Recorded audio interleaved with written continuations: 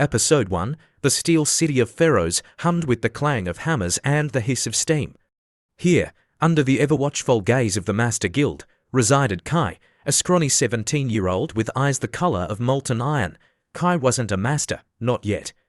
He was a cog in the machine, destined to toil in the foundries his whole life. Yet, beneath his calloused hands and grime-streaked face burned a fierce ember, the spirit of a rebel. Kai's rebellion wasn't a grand revolution, but a series of silent victories. He'd watch the masters, those with the gleaming silver signet rings on their thumbs, barking orders and hoarding knowledge. In the flickering lamplight, Kai would steal moments to practice. He'd use discarded scraps of metal, shaping them into wickedly sharp blades, his strikes echoing in the dead of night. One day, a new master, Cyrus, arrived.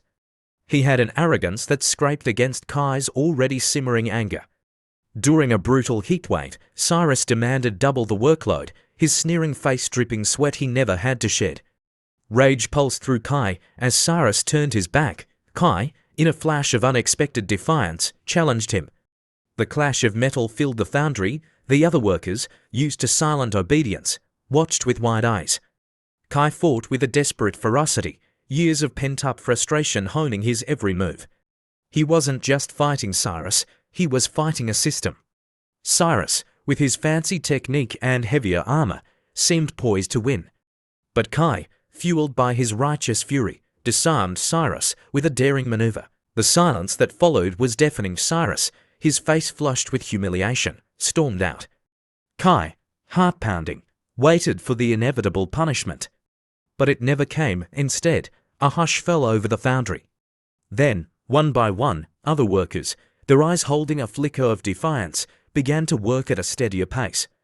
Word of Kai's fight spread like wildfire. Every victory, every master humbled, chipped away at the foundation of the guild's power. The masters retaliated, tightening control, but the spirit of rebellion had been unleashed. Kai led night raids on training grounds, pilfering knowledge and sharing it among the workers. He became a symbol, the Iron Fist, a spark that ignited a revolution. It wasn't a bloody uprising, but a slow, quiet one. The workers started refusing unfair orders, demanding fair wages. Knowledge, once hoarded, flowed freely. Finally, the day came. The Master Guild, weakened and demoralized, sent a delegation to negotiate. In the smoky heart of the foundry, Kai, now a hardened leader, faced them. He didn't demand complete overthrow, just a fair system, one where knowledge was shared and effort rewarded. The masters, with nowhere else to go, agreed. Years later, Pharaoh's was a different city. The clang of hammers was joined by the whir of innovation. Kai, no longer a scrawny boy but a respected leader, surveyed the changes. He hadn't overthrown the masters entirely, but he had created a system where everyone, not just the privileged few, could be a master of their own destiny. His victory wasn't just his, it was a testament to the collective will of those who dared to fight for a better tomorrow. The city of pharaohs, under the watchful gaze of the setting sun, became a beacon of hope, fueled by the unwavering spirit of a young fighter named Kai. Episode 2, Cracks in the Foundation. The victory in the foundry had shaken the ironclad rule of the Master Guild. Kai, the Iron Fist, became a legend whispered in the smoky taverns and bustling workshops of pharaohs. Yet, the path to a truly fair system was paved with challenges. The first tremor came from within. Not all workers embraced the newfound freedom. Some, used to a life of obedience, feared responsibility. Others, emboldened by Kai's success, pushed for complete overthrow, their anger threatening to boil over into destructive chaos. Kai found himself navigating a tightrope, calming anxieties, and mediating disputes. Meanwhile, the Master Guild, bruised but not broken, plotted their resurgence.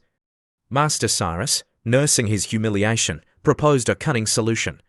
He convinced the guild to create a meritocratic system. New masters would be chosen based on skill rather than birthright. It was a clever facade, a way to regain control under the guise of fairness. The first meritocratic trials were announced. Kai, understanding the ploy, knew he had to participate. He needed to expose the rigged system while proving the worth of the common worker. Training for the trials became a citywide obsession.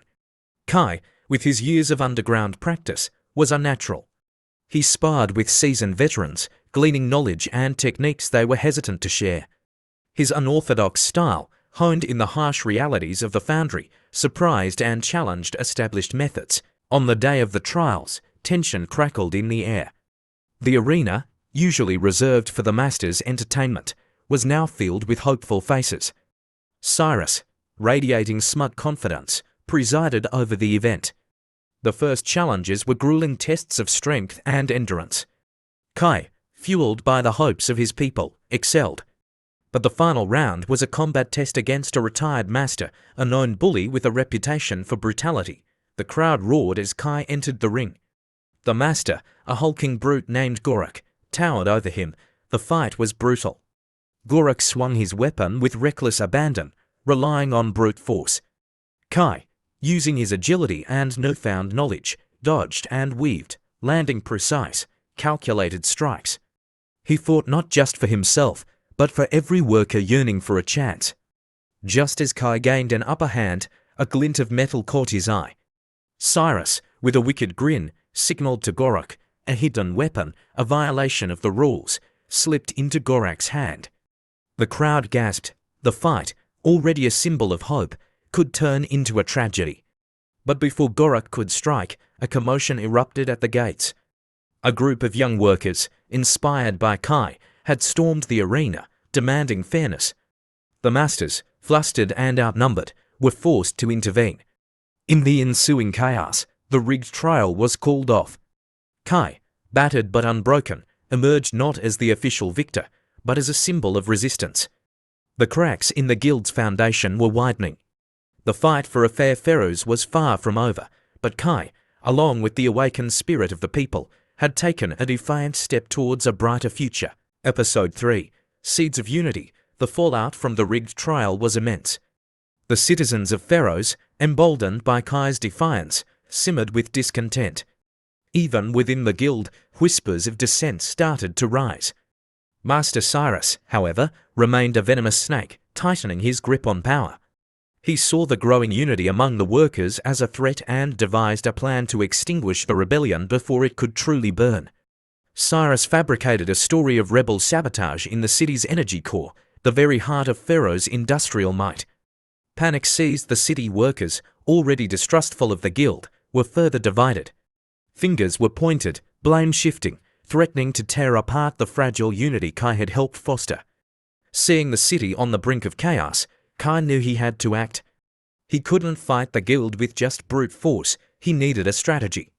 He gathered a group of trusted workers, a diverse mix of ages and skills. There was Anya, a quick-witted woman with a knack for deciphering machinery, and Kale, a young apprentice blacksmith with a natural understanding of metals. Together, they formed a clandestine team, the Shadow Sparks. Their first task, uncover the truth about the sabotage. Kai, relying on his knowledge of the inner workings of the city, led them through labyrinthine tunnels and ventilation shafts, navigating the hidden veins of Pharaohs. Anya, using salvaged tools, analyzed the supposed damage to the energy core, her sharp eyes and nimble fingers revealing no signs of sabotage, only signs of poorly maintained machinery. Meanwhile, Kale, with his keen observation skills, noticed a subtle change in the patrol patterns of the guild guards. It was subtle, but it hinted at something more. Putting the pieces together, the Shadow Sparks realized Cyrus had orchestrated the whole scheme. He'd planned a rescue mission for the energy core, showcasing the guild's heroic efforts and further demonizing the workers. Armed with this knowledge, Kai devised a daring plan. On the day of the supposed rescue, the Shadow Sparks, blending into the panicked crowd, infiltrated the energy core complex. They knew the layout from Anya's prior analysis and used the confusion to reach the core room itself. Inside, they found Master Cyrus and a contingent of guards preparing to stage their rescue. Kai, with Anya and Kale by his side, confronted Cyrus, exposing his lies. But before a fight could erupt, a thunderous roar filled the air. The poorly maintained energy core, pushed to its limit by the imposed strain, began to malfunction. Panic erupted. The guards, fearing for their lives, fled. Kai, Anya, and Kale, however, knew they had to act fast. Using their combined skills, Kai's quick thinking, Anya's technical prowess, and Kel's knowledge of metals, they managed to stabilize the core just before it reached a catastrophic meltdown. The citizens of Pharos, witnessing the smoke billowing from the energy core complex, braced for disaster. But then, they saw lights flicker back on, one by one. A cheer erupted, transforming into a wave of relief and gratitude. The people didn't know the details, but they knew who saved them, not the masters, but a group of ordinary workers. News of the Shadow Spark's heroism spread like wildfire. The fabricated sabotage story unraveled, exposing Cyrus' manipulation. Even within the guild, whispers of doubt grew louder. Kai had not only exposed the injustice, but also demonstrated that the true strength of Pharos lay not in the power of the elite, but in the collective ingenuity of its people. The seeds of unity had been sown, the fight was far from over, but Kai and the Shadow Sparks had taken a crucial step. They had proven that the citizens of Pharos, with their combined talents and unwavering spirit, were capable of not only challenging the system, but also fixing it, together. The fight for a fair Pharos had grown beyond a rebellion, it was becoming a revolution.